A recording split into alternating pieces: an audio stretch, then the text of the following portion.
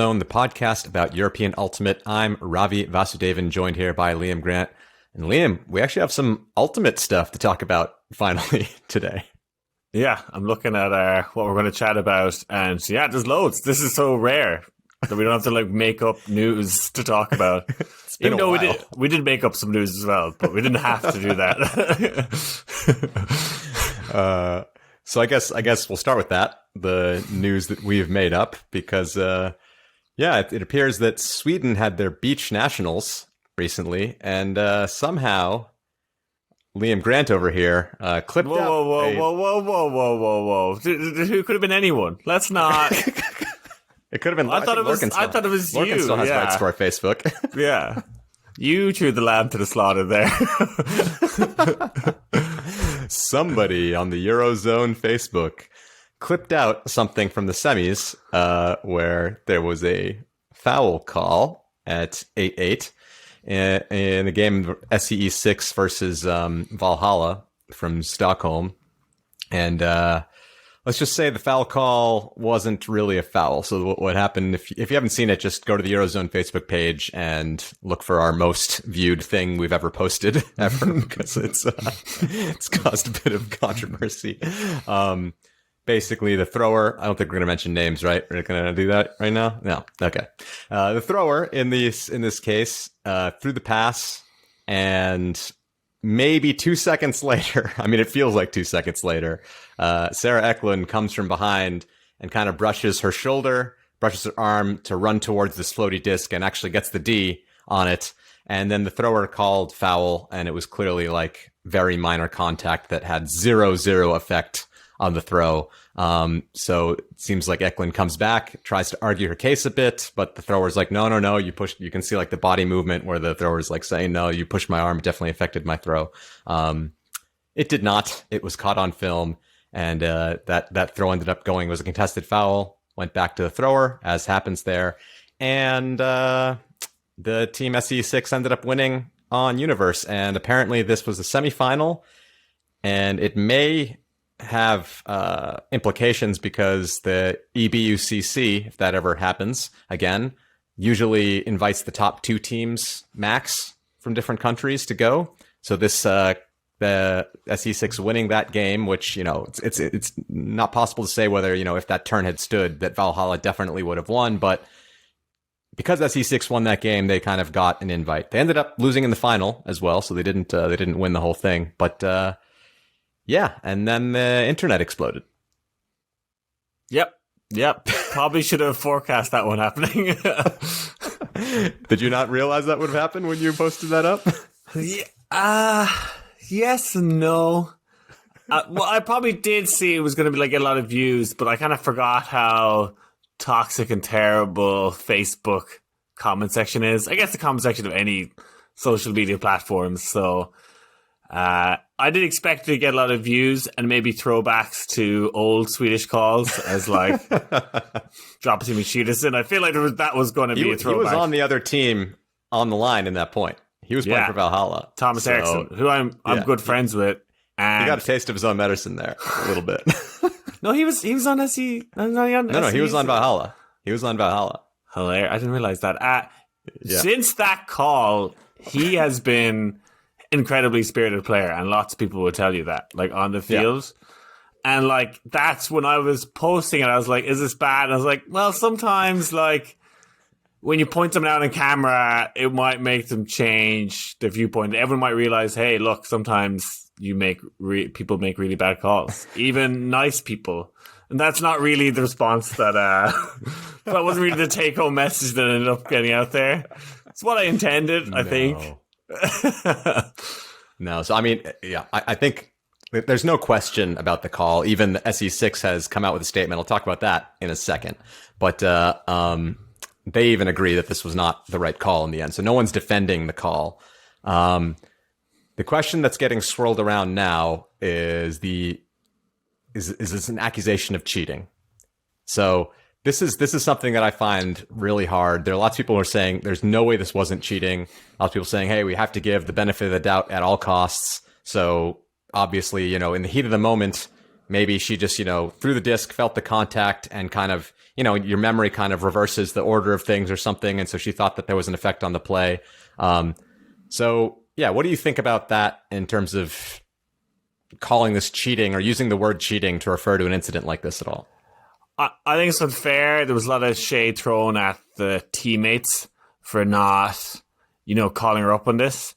I think there was an explanation of, I think some of the opposition even leaned towards this, that nobody realized what had happened. That's why there actually wasn't a huge amount of, bar Sarah, the whole team wasn't necessarily, jumping up and down going, what the hell is this cause? Because you're usually looking at the people in the end zone. Once that kind of throw is being released, you're kind of looking, is there someone free in the end zone? Is this going to be the game-winning pass? And you're looking for the score. And I think genuinely most of the SEE6 players didn't have a good view or wasn't really paying attention, and that's why they didn't call her out. It's a pity that nobody looked at the live stream or looked back and stuff. And we could talk about this call for hours, because I've been the commentators is a really funny pause of they're and I've been in that situation. It's do you alert the players and tell them to come look at it? And usually if I do that, they're we want, the calls to stay in the game, and people start giving out about it, even though you're in the rules allowed to do it.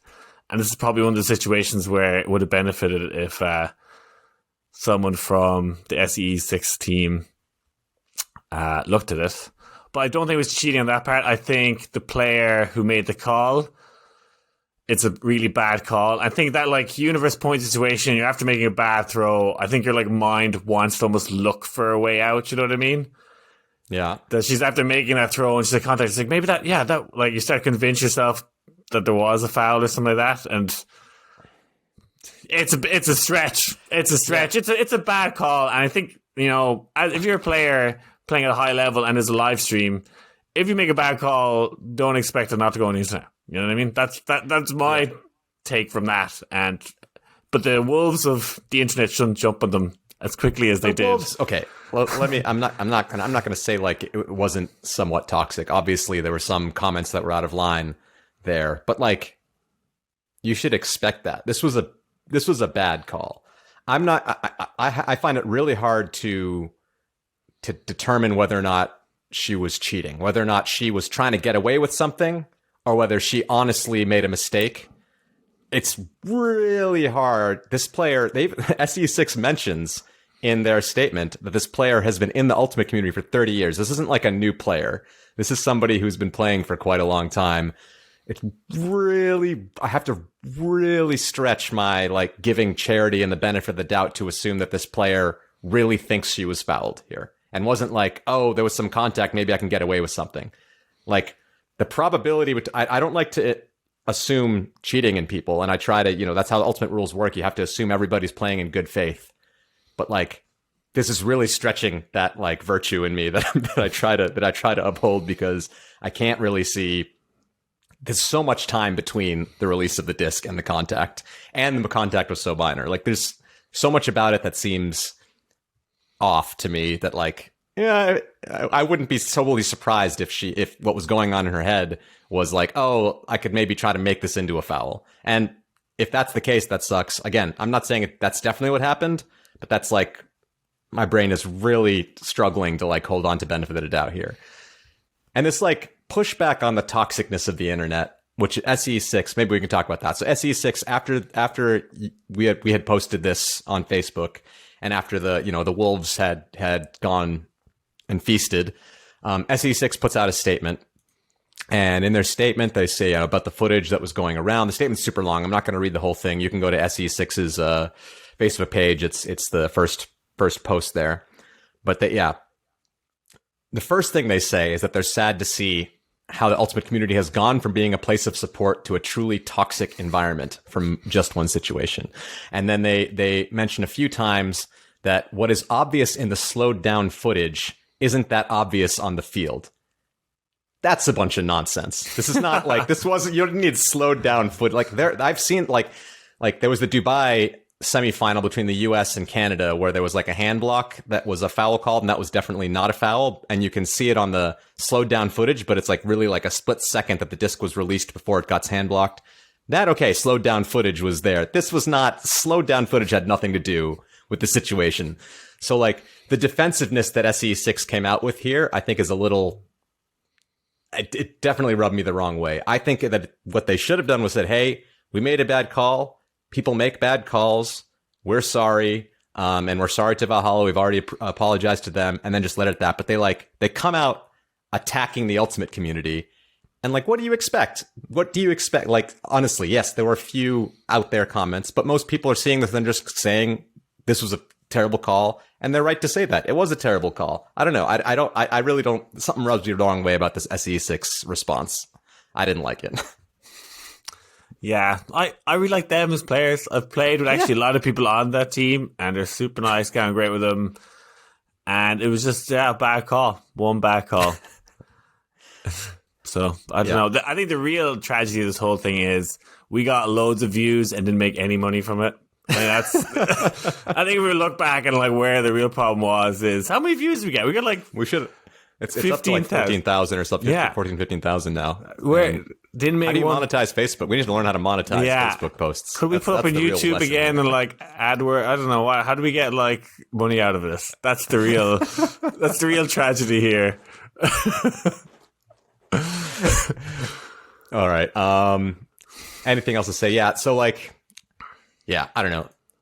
I agree there was some comments that were out of place, but the response was not that. But like you said, I played against SE6 at UCF, I think 2018. We had a really close game. It was really well spirited. I had no problems with them. I've talked to them. I've known a lot of them in person. I don't think they're like bad people, but they made a bad call. Whether it was an intentional bad call or an accidental bad call, up in the air. Hard for me to really say it was totally accidental given how egregious it was, but I'm not going to try and get in somebody's head. And this like defensive reaction to the backlash, I feel is like not a good look. I feel like they should have just owned it, accepted that people were a bit toxic, but not made that the focal point of the piece. Like the focal point of the piece should be the apology, not the getting, mad at the internet culture. That's my take anyways. And moral of the story, if you make a really bad call on the live stream, people are going to see it and we watch it and share it. So, make sure if you're going to cheat, shoot the camera off. There's the border. Sweden has not learned that lesson in 10 years. Yeah. All right. I feel slightly bad. I don't know, like, did I do something wrong? Or did anonymous Eurozone account do something wrong? I'm not sure, but...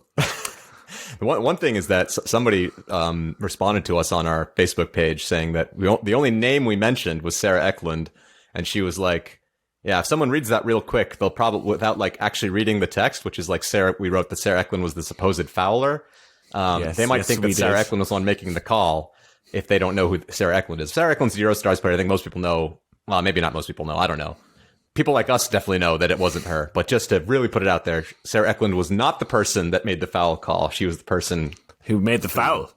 The foul, quote unquote. Stop fouling so much, Sarah Eklund. Maybe if you stop brushing by people, that this wouldn't happen, Sarah Eklund.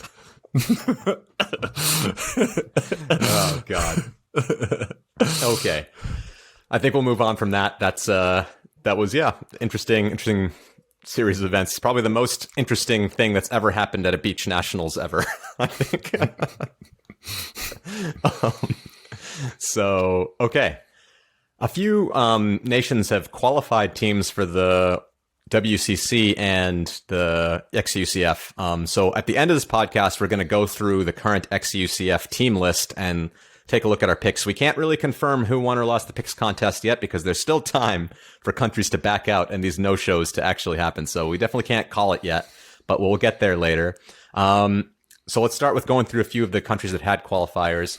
We'll start in your neck of the woods. Ireland had a qualifier just for the XEUCF, I understand. It's not the qualifier for Worlds, right? It's just Indeed. For XEUCF? Yes. Okay. You let me know what happened there. Not that much really.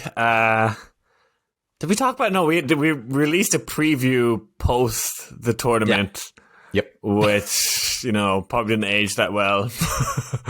What happened? Ranla beat Pelt in the Open division, and I shocked to Sean. That's why I feel like I've had this conversation before. I jumped on with Shock Offer, and deservedly so. They learned how to play against Zone. Hooray for them. It's a good skill to have. Yeah, it took them a long time, but they did it, and they were really proud of themselves. So fair play to them. I love beating a zone. That's like my favorite thing to do. It's the easiest thing to do as well. Yeah, it's like it feels so good. Yeah, I love playing zone because I'm bad at being marked by someone now. I'm too slow to play person offense. What else happened? Gravity beat Flame in the women's. Again, not that unsurprising.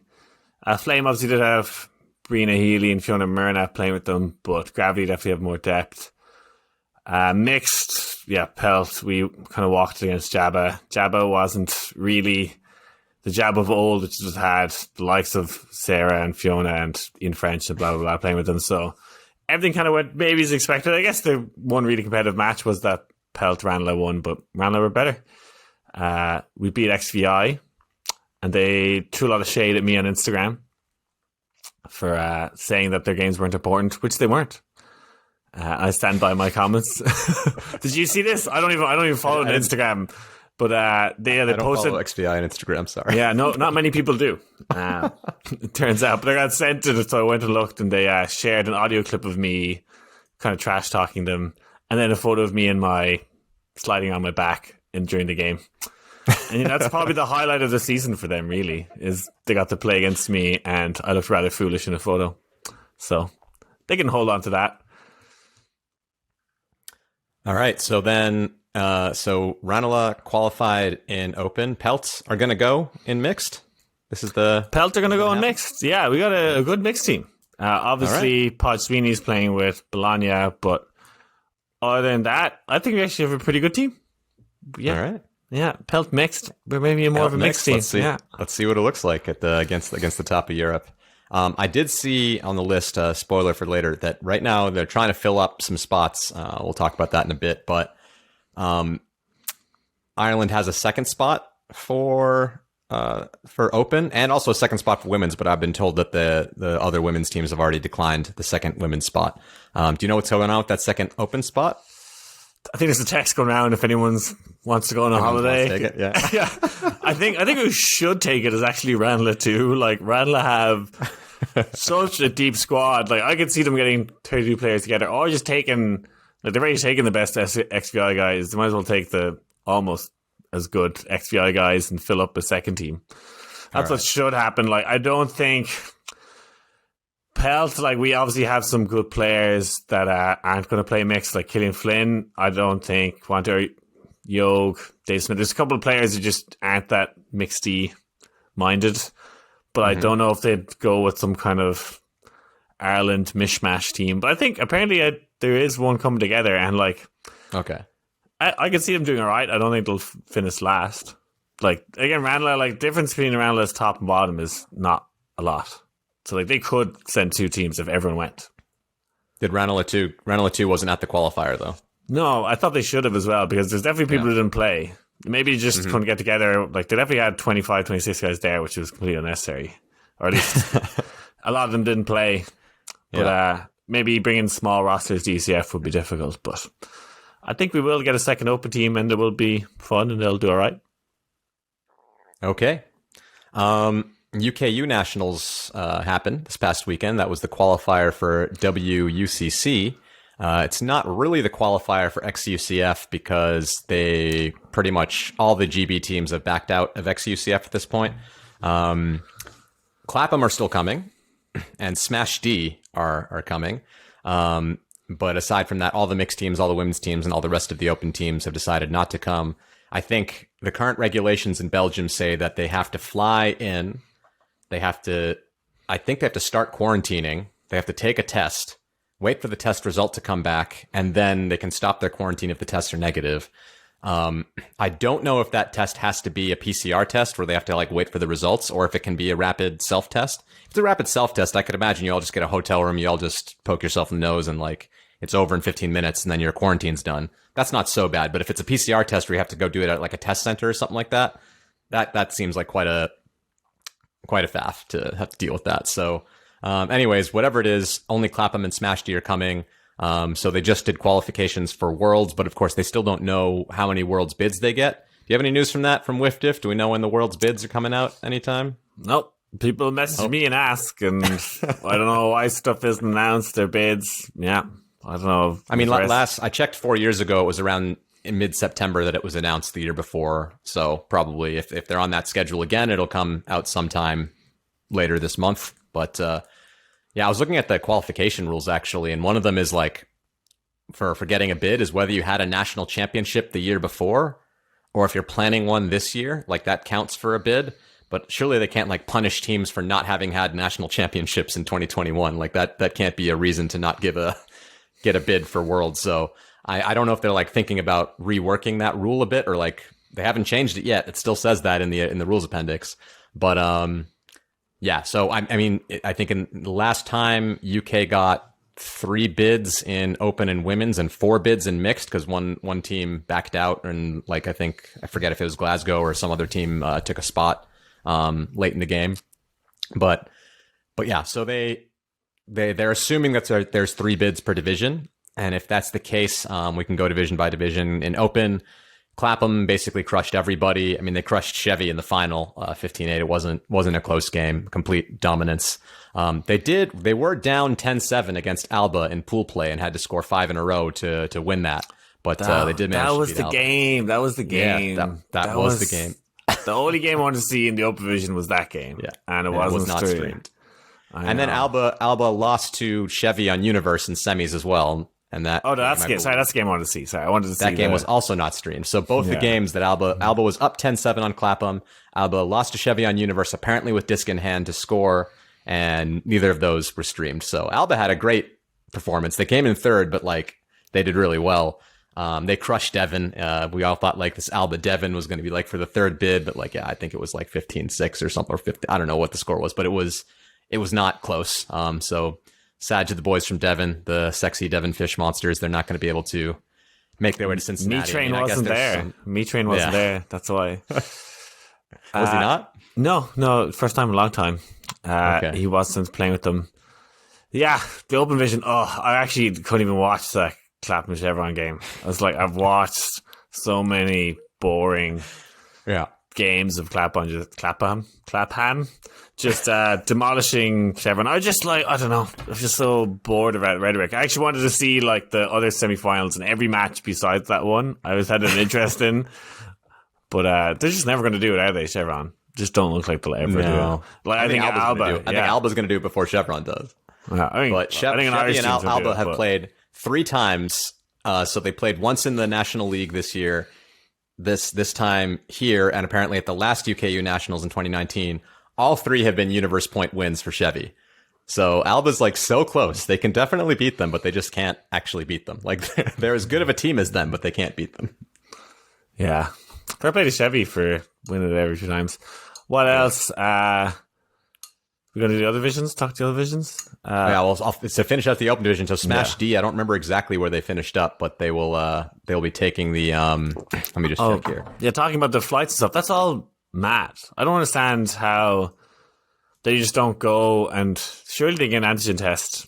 Like, I'm working in a pharmacy as well, doing vaccines as well, but we give out antigen tests. People come in and pay 40 quid. Yeah. And we swab them, and in half an hour, we get results, and we actually give them like the EU travel cert that's valid for like 48 hours, something like that. Can they not do that? Or like... They can, but I guess it's just a whole organizational thing if you want to fly over. I mean, like, it has to be day 1 or day 2. I guess you just like, the risk is that somebody tests positive, but I guess everybody's risking that. Anybody that's going, if somebody tests positive, it's going to be a total nightmare. Yeah, I guess teams just didn't want to deal with the hassle, and it might get worse. The Delta variant is going up in a lot of places in Europe, and I don't know if there's going to increase restrictions. Yeah, we'll see. We'll see what happens. There's still about a month left before this tournament. Like if they're fully vaccinated, and I was them, I would just fly to Dublin. And that doesn't work. It doesn't work. Why not? Because when anybody that flies into Belgium has to fill out a passenger locator form, and you have to give where you've been in the last 14 days. So lie. Yeah, they could lie. They could lie, but probably doing that as an official thing as a team probably wouldn't work for most teams. I know. Like, and I'm against like rule breaking of anything COVID, but like the difference between someone like fully vaccinated in UK flying over to Dublin and then me flying from like Dublin, like what's the difference? Yeah. You know what I mean? Like, is there any more risks to? Like, no, the difference is the difference is the UK isn't in the EU anymore. Yeah, like, you know, good riddance. But I do. But it sucks for the tournament. Yeah. Like, part of me really enjoys that they're not going for that reason, but I'm also going to miss them because some of them are my friends. Some of them are Irish, so there you go. Some of the people in the UK are Irish. Yeah. That's the real crime here. I don't know. Yeah, that's the real crime. We're punishing several Irish people. Yeah, like, just, they can definitely figure out a way. Stop being such softies. Just do something. There's definitely we can play on the Irish border, Northern Ireland, that like, there's some kind of backstop thing there you can work in your favor. Well, teams didn't want to do it, apparently. Women's division, Bristol takes the win over Iceni. They're not defending UKU champions because Gravity are defending UKU champions, but they're defending UKU best team because I think, were they in the final against Gravity in 2019? I'm pretty sure it was Iceni. Was it Iceni? Okay, so they're not even defending anything, but they did win in 2018, so they were the last UK team to win the national championship. They won again over Iceni. Apparently, that also the scoreline, was fairly significant. It's like 11-8, 11-7, something like that, I think. No, 13-9, Bristol over Iceni. Yeah. They didn't have Bailey Melvin-Tang or Alice Beeching, I think, for... Oh, really? Yeah, they both were wearing casts anyway, or like, I think both of them were injured for that game. Yeah, which is definitely like two of their most known players. I think they have a very deep squad of very good players, but that's the margin of victory without those two players did surprise me a little bit. I don't know if that means that Bristol's really good or I seem really bad, whichever way I look at it.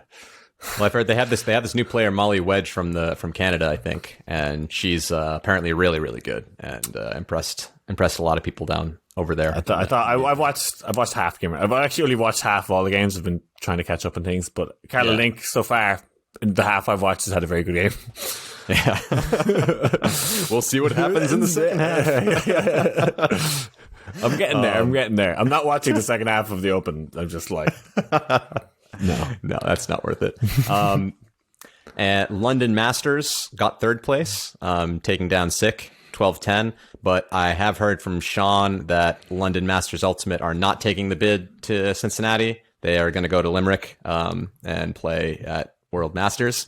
So that's going to be a really good team out there. A lot of ex-Iceni players and other really top players in the UK. So that's going to be a really good team. So I think Sick are still safe because if they get the third bid, I think it still just goes to Sick at this point. Spice, the young team, they did really well. They were clearly the fifth best team. They beat Scram 13-6 in the fifth place game. I think they just lost out of qualifying for semis. I'm going to try and look at the pool results. Let me see here. Spice. Oh, how do I read this? Well, Spice lost to Sick 13-8. Never mind. I guess they weren't that close to making it. To semis. They lost to Iceni 11-9. That was close. I guess that's maybe the game I was thinking of. But they did lose to Sick 13-8. So Sick did win where it counts there. But yeah, London Masters taking third, but Sick I think still safe for Worlds. Anything else from the women's division that you caught? No, that's it. All right. In the mixed division, Deep Space upsetting Reading, who won the league pretty handedly, and Deep Space beat them in semis. I watched that game. It was Deep Space just played really well. Joe Hamer, commentator from EUC 2019, played awesome. D-line, like she made all these crazy like hero maker throws. She was the thrower, and like threw people open in the end zone. The things that didn't seem like options when I looked at it, but she played extremely well. O-line playing a bit dude bally, I would have to say, for Deep Space, but Laura Denniston is the exception. She's very involved in the O-line, but yeah, they did what they had to do. They upset Reading, and then cleanly came in second place under Smog 1. Smog 1 hold on to their championship. Smog 2, I think, lost the third place game to Reading, so that could have snagged that last world spot. That would have been really cool if Smog could have brought two teams to Worlds, but as it is, it's Smog, Deep Space, and Reading that I think will get the bids to Worlds. Yeah. want to shout out Emily McCabe, who's now one of the captains of Smog, getting a win. Irish woman, very happy for her. And they definitely played, I think, the best mixed ultimate. Unsurprisingly. No, from what I saw from Reading also plays very mixed. But they played worse ultimate because they lost the semifinal, but they do play very mixed anyways. But yeah, Smog. I watched a couple of those games, and Smog, just looked like the best team out there and got the win they deserved. So yeah, that'll do it for GB. We can stop talking about this non-European country and move on to France. France had the phase qualificative, what did the I stand for? Whatever. International, yeah. The qualification for the international phase in really France. Showing off your French there, Ravi. Yeah. I have lived here for a few number of years, so I should be able to say the tournament title. I probably still said it really wrong, incorrectly. In Open, Czech took the win over Is No Good. Is No Good are defending champions, but Czech, they saw Matt Bosser and Laurent Fay. I saw them in photos from that game. I didn't see Quentin Roger, so I don't know if he was playing for Is No Good if he was playing for Czech or not. But and Sasha Płatzakolski is still back in Montreal as well as Quentin Bonneau. So, but they did get Matt Bosser and Laurent Fay back from the Montreal, and I saw a lot of their younger players looked really, really good as well. I watched a bit of that game. There was no sound in the game, which kind of makes it really hard to watch. Like there wasn't even any field sound, it was just a silent, and I find that like really hard to just keep watching a game with absolutely no audio. But Czech took the win over Is No Good. Both Czech and Is No Good will probably get world spots, I imagine. Frizzoli's got third place. They're going to get an XEUCF spot because they're taking up some of this spots that GB are leaving open, I think. In women's, there was no game. Apparently, Dijon was interested in playing a game against Yaka. But then when they found out that Yaka was the only other team that was going to this thing, they were like, we're not going to drive all the way down to get just beat by Yaka and then go home. So they had a bit of trouble getting all their players together, and they didn't want to just go play a game against Yaka. So Yaka qualify without anything, without any games and with no challengers. They will be going to XUCF and Worlds. In mixed, I think I mentioned this on the last podcast that Monkey from Grenoble, we both picked Seskidistis in our picks, but I did mention that Monkey from Grenoble are like really taking things seriously. They've been doing really well the last few years, and they went undefeated. They beat Seskidistis, they beat PUC. They were the best team out there, and they're gonna go to Worlds for the first time as a club. It's really cool. They're right close to me in the region in the Alps in France, and I know that they were really, really focused on that. So good for them. They're going to go to, I think they're going to ECF for the first time as well. So yeah, they're super motivated for that. Seskidistis gets second off of France's dumb tiebreak rules. I don't know if I've ever talked about this on the podcast before, but this is getting maybe a little into the weeds. But you know how in pool play, if there's two teams with a tied record, the first tiebreaker is usually the game between the two teams with the tiebreaker. Yeah, the head-to-head. That's the thing. Or if there's three teams with tied record, you do the head-to-head between the three, but it's always that.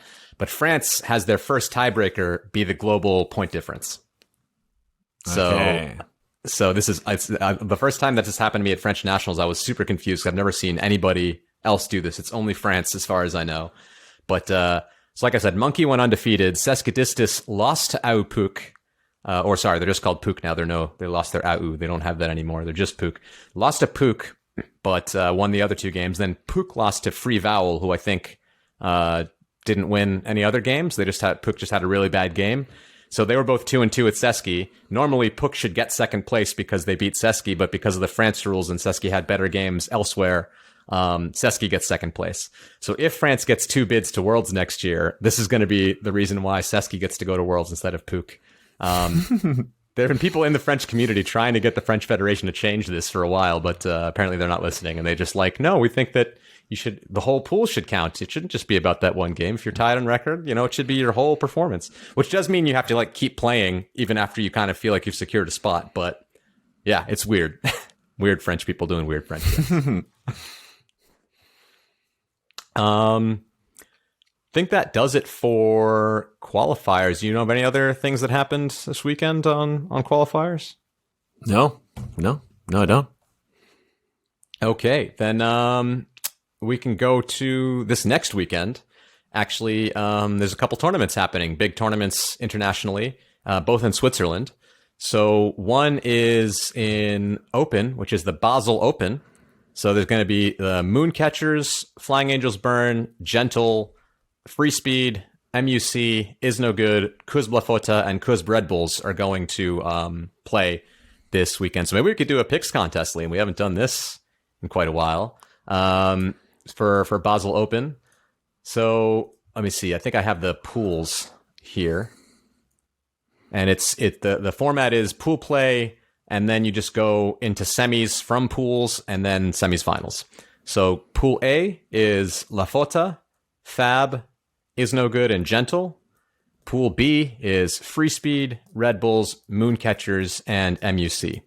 And I will say that I do know that Gentle beat Mooncatchers in the Belgian Ultimate League, so they are the top Belgian team currently right now. I think it was a close game, but Gentle did get the better of them there. I do think both are still coming to XEUCF though. So Liam, taking a look at this tournament, it's the first time we have like something like this to look forward to. What do you think? I think Ulti.tv are streaming it as well. Yeah. That's gonna be right. Actually, watch some good Ultimate, not terrible UK Ultimate.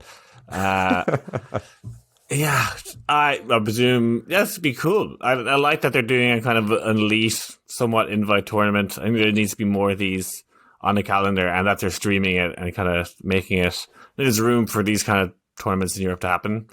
Maybe this is like happening because of COVID, but I think it's a good thing that it's happening. Yeah, I think it's probably partially happening because there's no EUCRs, right? Yeah. Like I think if EUCRs were happening at this period of time. This is like a way to do it. And this will get into our format discussion about the new EUF thing for the rest later in the podcast. But maybe more of this type of thing will be happening in the future because of that. But yeah, look at this tournament. What do you see? I see them all just using it as a warm-up, so probably nobody taking it too seriously, trying to improve, but presume Bologna are going to win. I think Munich will do very well. That'll be one of my kind of outside teams I think will do well. They're the bottom seed of Pool Yeah. B. They got the bottom seed. I'm guessing they seeded it based on UCF 2019 results, I'm guessing. Yeah. So yeah, should we do a little picks contest here? Yeah, I can't even remember how this works. I should probably have the teams in front of me. We have to figure it out. So I guess we should pick. There is a third place game, so we could pick. Well, let's just do semis, finalists, and champion. Okay, I think that's how we usually do it, right? Yeah, it's 1 point per semi, correct. 1 point per 2 points per finalist, correct, and 4 points per champion, correct. So let's see how we do there. So I think there's going to be 2 semifinalists from each pool. So I'll let you do your pool A semis first, and I'll do my pool B semis first, and we'll kind of do it that way, and then we'll figure out how to do finals and finals. Okay, whatever. you remind me why pool A is so pool A, you'll go first. It's Kuz Blafota, Flying Angels Burn, Is No Good, and Gentle. Well, that's gonna be hard. This is gonna be a tough tournament. This is like a really good tournament. Well, obviously Lafada. But I think it's pretty close between the other 3, actually. Yeah, I agree. It's in Basel. Who's going to send good teams?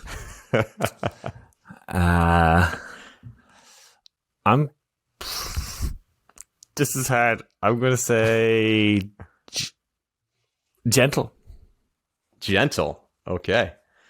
All right. I still feel like Gentle's a little unproven. I know they have some youth coming up. PJ's on the team now, all that stuff, but I'm sticking. Obviously, I'm sticking with Lafota. By the way, like that's if that wasn't clear. And then my second pick, I think I'm going to go with Burn. I'm going to take Flying Angels Burn. I think they'll be the next ones to take it. I think Is No Good just lost to Chuck, so that wasn't a really good first showing. And I think Burn will be closer to home. Right, it's in Basel, and they'll probably be able to send their whole team. That's what I was thinking, and I was thinking maybe Gentle are probably, at ECF in Belgium, they don't have to worry about as much flights, or probably taking that really seriously this year, want to do well. So that's kind of what I was thinking. But yeah. Okay. Next pool. Pool B is Free Speed, Red Bulls, Mooncatchers, and MUC. So here, this is a pretty tough pool. Also, Red Bulls are going to be a lot stronger than they were before. Davide is playing on Red Bulls. I don't know if we've mentioned that on the podcast yet, but he has put himself on the Red Bulls. Toby Mine also on the Red Bulls. So I think they're going to be a pretty strong team. So I think that, but yeah, I think actually I'm going to go the other way here. I think I'm going to pick Belgium here. I'm going to go Mooncatchers and Free Speed. I'm going to pick as my two semifinalists from. I'm going to pick Red Bulls in Munich. Nice. I think it's pretty open pool. Like I can see there being 3-way ties or something like that in this thing. Yeah. All right. So then, finalists. Do you want to go finalist first or champion first? I guess champion. We're both picking the same team. Yeah. Well, like which way is the bracket going to work? So it'll be. Yeah. Well, yeah. So it's A1 versus B2. So it depends how you think the teams are going to go. So whichever team you think is coming second in Group B, I'm guessing you think is going to lose to Lafota. Yeah. I'm going to say Lafada and Munich are the finalists. Okay, so you're guessing Munich's going to go first. You're saying Munich's going to beat Gentle in your imaginary situation, and that's how it's going to go. I think it's going to be Lafota Fab. I think both Group A teams are going to come out on top, and I think I'm picking Lafota to win. So unless you're picking MUC to win, I think that's how we're doing that pick. Yeah, Lafota, obviously. Okay. So then there is also an invite in Bern. Fabulous is hosting Shout and Yaka. So it's just the three teams. They're having a double round robin type of thing. So I guess we could kind of guess after a double round robin of these teams, what like the ranking would be. I don't think they're actually going to do a ranking, but we can do a ranking and figure it out. That could be a nice picks contest. So you went first with the finalists there. So I'll just do my picks first here. I think it's going to go Shout, Yaka, Fabulous in 1, 2, 3. 100% what I think as well. Like they're very clearly like, yeah. But we did do the women, so you can't say we didn't. But yeah, we can talk about it a bit more. I think, Shout are obviously going to be very good. They've won 2 in a row now, the last 2 EUCFs. Yeah. I'm curious what they're going to do in terms of pickups, or if they're going to be a bit more solid. I haven't seen their roster yet. Yaka obviously going to be good. I doubt Robin Fennig's going to be coming over for this one. I'm curious if she's going to make it over for XEUCF. I know that the EU just decided to take the USA off of the white list.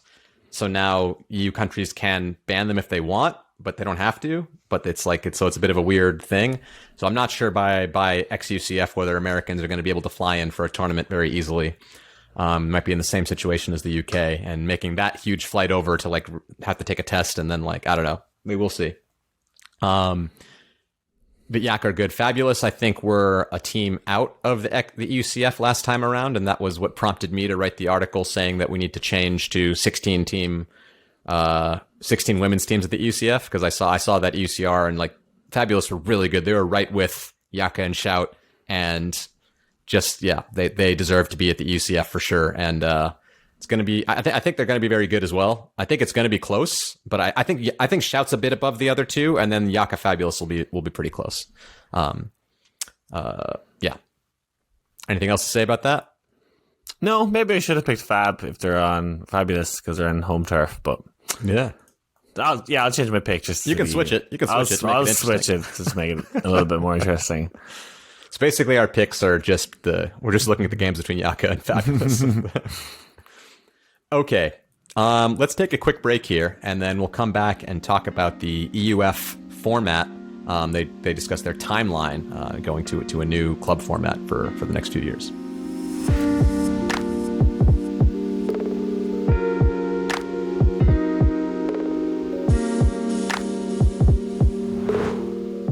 Yeah, we're back, and we're going to talk about the EUF Club Series format. We've talked about this before on a different podcast, but the EUF are basically trying to change how Club Ultimate works in Europe. Currently, the way things work, as I'm sure most people listening to this know, countries have nationals. They usually use nationals or a separate event to qualify teams for EUCR, which stands for regionals. regions are made up of different countries. So like, yeah, the West region is UK and Ireland, and the East is like Austria, Czech Republic, a bunch of teams over there. North is, the Scandinavians. So they usually have grouped tournaments, EUCR tournaments, and then a certain number of bids from each of those EUCRs qualify you into the EUCF. This is how it's worked for a long time. But the EUF, there have been some complaints about EUCRs, and the EUF kind of wants to make more of a season that lasts a longer period of time. It's easier to follow. It will make more of the season more meaningful, and can maybe clear up more space in the calendar if they get rid of the EUCRs, to have more games where teams can play against teams of similar levels. That's kind of the impetus behind all of this. So they've released their timeline of how they want to do this. Full disclosure, I was on the committee that helped make this timeline, so I'm a little bit just kind of talking about what we did, but they've released it now publicly.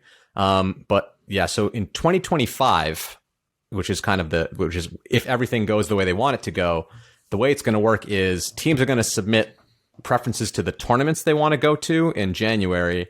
They're going to have to give a sort of master roster in March, which is like a list of players from which you can have, you can make teams for different tournaments. So this master roster can be pretty long, but any tournaments you want to count will be from that master roster.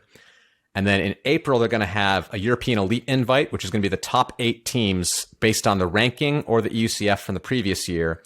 They're going to have another Spring Invite for other teams as well. But this like European Elite Invite is going to be like this marquee thing. It's going to basically be the Bologna Invite, but more official in April.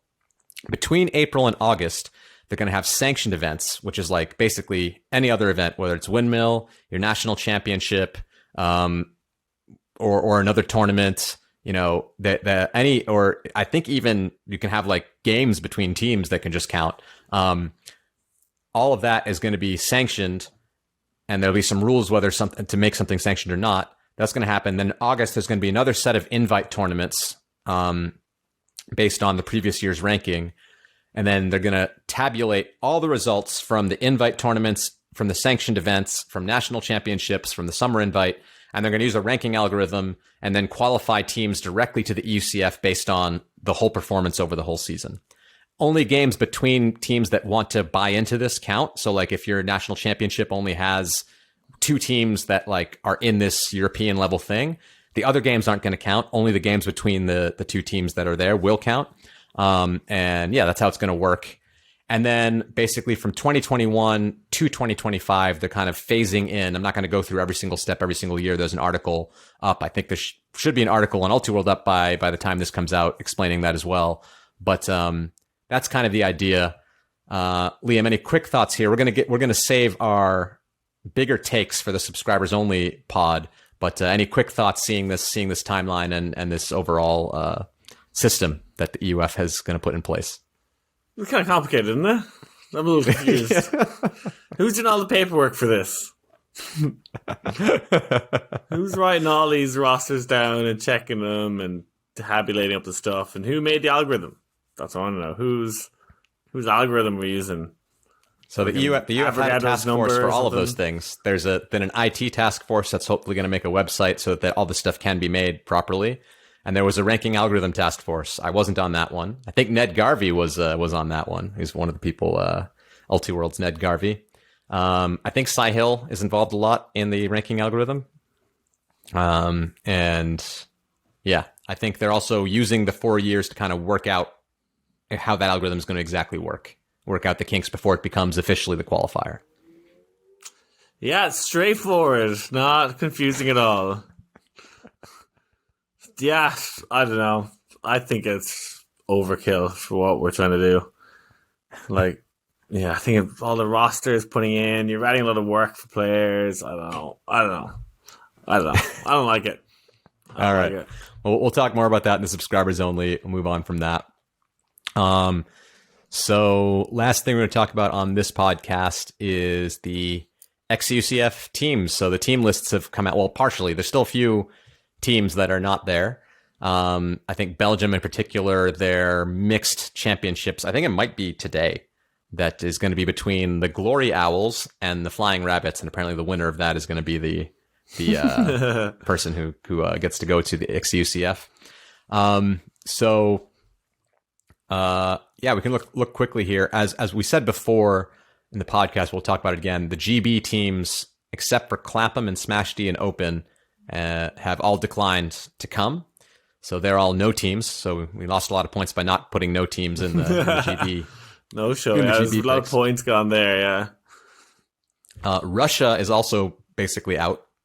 The reason there, from what I understand, so don't take this with a grain of salt. I'm not totally sure on this, but they're in a similar situation to GB, but it's worse because the Russian vaccine is not recognized by the EU.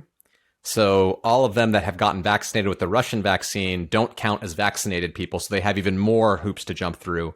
It's not just they can take a test and end their quarantine. They'd have to actually quarantine fully. So poor old Sputnik. They basically are. The old Sputnik isn't getting the recognition. Sputnik's not. If I had I would have chosen Sputnik if I had to choose any of them. I think it's the most punk of the vaccines. That would have been one choice. I think they invented vaccines, the Russians, didn't they? Have I said that before? I think they're like. I do not know that, but yeah, I trust them. I trust them when it comes to vaccines. Yeah, give me the Sputnik. Yeah, but the European Union doesn't, apparently, or I don't know. I don't know what goes into approving a vaccine. If Russians didn't give their vaccine for approval, I'm not sure what happened there, but Sputnik doesn't count. Poor old Sputnik. So the Russians aren't going to be coming. Slovenia is also not coming. Hungary's not coming. Israel's a weird one. They're listed as still coming with a question mark. New age from Israel. But right now, apparently, they don't have to quarantine going into Belgium because they're one of these whitelisted countries. But that just got removed by the EU like a few days ago. So that could put them back in like the UK situation where they'd have to test and whatever. So there's that aspect of it.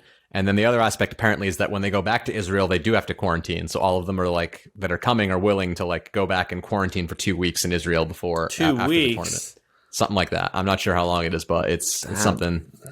We did a bad job of guessing the no-shows. Actually, that's the take-home point. To not see the GB one seems like we should have at least guessed one no-show. You know? Yeah. It would have been just to hedge your bets. Yeah, would have been the right thing to do. So we can go through here. We'll see what we got right, what we got wrong. So in Open, Austria, at this moment, again, a lot of these could turn into no-shows. The whole tournament could still be a no-show. There's a month left. We don't know this for sure, but this is what the EUF has published. The Big Easy and Forward are there, so I want to point over you there because you picked insiders. In Belgium, I guessed Mooncatchers, you guessed Gentle, but in the end, both are coming. So but who we came both get points there. First? Who came the mostest? No, we said the picks. We're just guessing. That's who's not what coming. I asked, though. Who came the mostest? Gentle did come the most first. Yeah, but I'm not gonna. So you did win in a way, but you don't get any points. Yeah. Okay. Czech Republic. I guessed Yellow Fever, and you guessed Yellow Block, but neither of those are coming. It's Fooey, Terrible Monkeys, and Prague Devils. So we both got the points for Fooey, but neither of us got the Terrible Monkeys or Prague Devils. Denmark, KFK, we're all good. Spain, Krakens are listed. You guessed no show, so that's another point extra for me. So far I'm 2 up. Did you guess Krakens? Yeah, I did. I knew. I thought it was Kyoto. No, I guessed them in mixed. They're mixed. Okay. Oh, sorry. Yeah. And that is also correct. Spoiler alert. Finland, you get a point on me. They're a no-show. I guessed Otso. You guessed no-show. So you got well, no-show. Just no-show the whole thing. I probably would have won. France, we both guessed Czech is no good. Czech is no good are coming, as well as Frizzlies. Germany, the teams that are coming are Bad Skid, MUC, Wall City, and Bora. So I get a point on you there because I guessed Wall City and you didn't. Bastards. You had Frank and Heidi's. Neither of them are coming. Ireland's Ranelagh Pelt. So I get a point on you there because I got Ranelagh and Pelt's not coming in Open. They might be called Pelt. One of them. If they're called Pelt, it's even. If the team that's coming is called Pelt, I have to give that to you. But. Israel, like we talked about, we all had New Age. New Age is question mark. Italy, Lefoto, Red Bulls, Costa Rica. We guessed that, so that's all good. Poland, I guessed the Bridge, you guessed Uprising. Both are coming. The Bridge is listed first, so I don't know if I have the winnest, but anyways, that doesn't count, so it doesn't matter.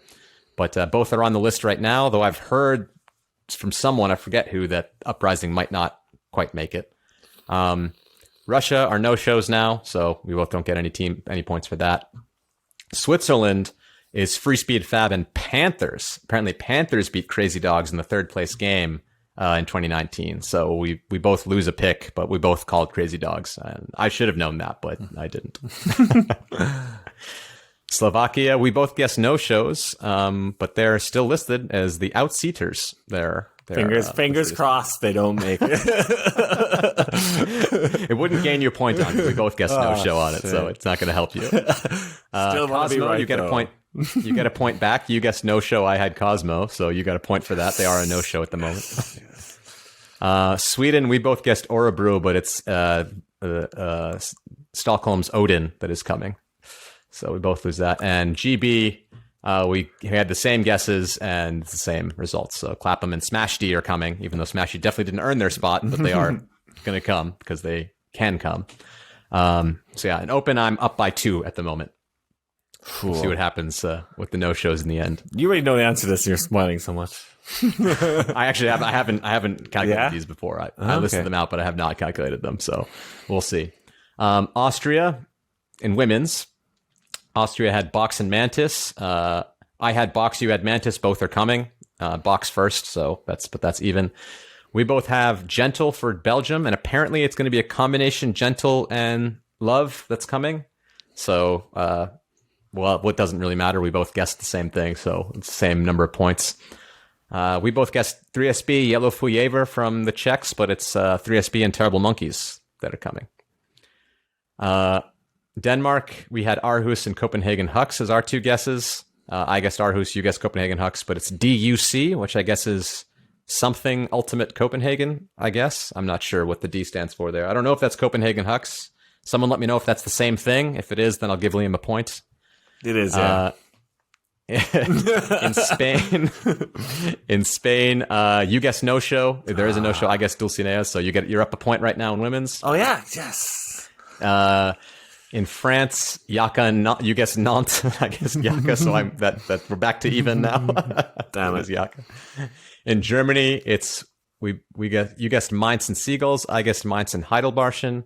Right now, it's Heidelbarschen, Jinx, and TBA. So if Seagulls take that TBA spot, we're back to even. But I'm up 1 on the Heidelbarschen train. Mainz are going in mixed apparently, so they're not coming in women's. Ireland, we both guessed Gravity. It is Gravity. Italy. Well, we both guessed Shout and Boom Boom, but it's Shout and Disco Bolo, which is like the other non-CUSB club in Bologna that are coming. Poland, we both guessed Troubles. It is Troubles and Flowers that are coming, so Wrocław is bringing a women's team as well. Russia, we had different guesses, but it's a no-show, so that's all even. Switzerland was Fabulous Free Speed, and we were correct, Fabulous and Free Speed. So Sweden. Now, I'm going to see how generous you are here, because you guessed Orebro. So I guessed Valkyries. The team that's coming is named Valkyria, because I had gotten it wrong. Valkyries is a women's team from Northeastern in the U.S., which is a university in the U.S. But Valkyria was the actual name of the team. So I don't know. Do you think I should get credit for that or not? I'm going to let you decide. No, I'm letting you decide. This is your. I feel like I'm going to lose anyway, so now I'm going to be bitter and lose. I'm going to give it to you. All right. So I'm up 2 right now in women's because GB was both no shows and we had guesses that don't matter. So there we go. I'm up 2 in women's. I'm up 2 in open.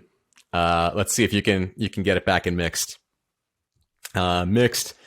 We have Austria was Ketchup Graz. You guessed no show. Ketchup Graz is currently listed. So unless they back out later, I'm up 1. Belgium, we don't know yet. That's apparently happening tonight. By the time this podcast comes out, someone will know. But I think you have the lead because Jet Set isn't competing for a spot, which is what I guessed. And the Flying Rabbits are. Non-flabbits. So we'll see if the Glory Owls can take it from you. If, Flying Rabbits are going to do. They're both Brussels-based mixed teams, so we'll see. It's definitely going to be a Brussels team. Czech Republic, we both guessed Leftovers. It is the Leftovers. Spain, you guessed no-show. I guessed Guayota. Currently, Guayota is in, so I'm up at 2 points. They're not coming. Estonia, I guess sexy legs. Do you guess no show? It's no show. Yes. So you get a point back. So I'm only up one. In Finland, it's Putti and no show. Putti is coming. So I have another point on you there. Damn. So I'm back up 2. France was Seski Distis. We both guessed. The actual winner was Monkey, but Seski are coming. But either way, it's a wash for us. Germany, I guessed Erdferkel and Arsludendi. You guessed Erdferkel and Colorado. Colorado are coming and Arsludendi aren't. So you're up a spot. So it's Colorado, Mainzelrenner, and Erdferkel are all coming at the moment. So I'm back up to +1. Hungary, I guessed LOL. You guessed the Hungarian national team. It's a no-show. It was out. Was the name of Zoltan's team that was subscribing, but they canceled. They backed out. Ireland, I guessed Jabba. You guessed Pelt, and it is Pelt. So we're back to even right now. Latvia, Salaspils, and the reality is Salaspils. Lithuania, I guessed Vorai. You guessed no-show. Currently, it's a no-show. So yes. You're up a point right now in mixed. Netherlands, Kruts, in my spreadsheet. So yeah, that's all even. Poland, flow. Portugal, I guess Discover Lisboa. You guess no show. It's a no show. It's a no show. So you're up 2 points. It's a no show. I reckon there's going to be a few added to the no show team pretty soon. Switzerland, fly high, and fly high. That's all good. Sweden, I guessed Orebro. You guessed SE6. It is Orebro, so I get a point back, but you're still up 1. And then GB, we both guessed Smog Reading, and it's no shows. So you're up 1 in mixed right now. So you're not getting totally wiped out on the picks, XEUCF. Yeah, I'm a mixed player. I just know the mixed division better as an elite mixed player. So yeah, what do you think about this? I'm cautiously optimistic that this is going to be a really awesome tournament, but I'm also really worried that restrictions are going to ramp up in September as cases go up with Delta, and we'll see what happens. What are your current thoughts, Liam? I'm going on September 1st. You're going to Bruges. I'm going to Bruges. I have to swim there, and if no one else turns up, I'll get drunk at the fields myself. But I want to go. I think there probably will be a few other no-shows for a combination of reasons. Hopefully, they don't have some weird outbreak at the tournament. I don't know. I want it to happen. I'm trying to stay positive, and there definitely will be more no-shows. And I feel like we just tallied up those teams, but there's no way that's going to be the same team list come 1 month's time. Is it 1 month away? It is 1 month away. Yeah, I think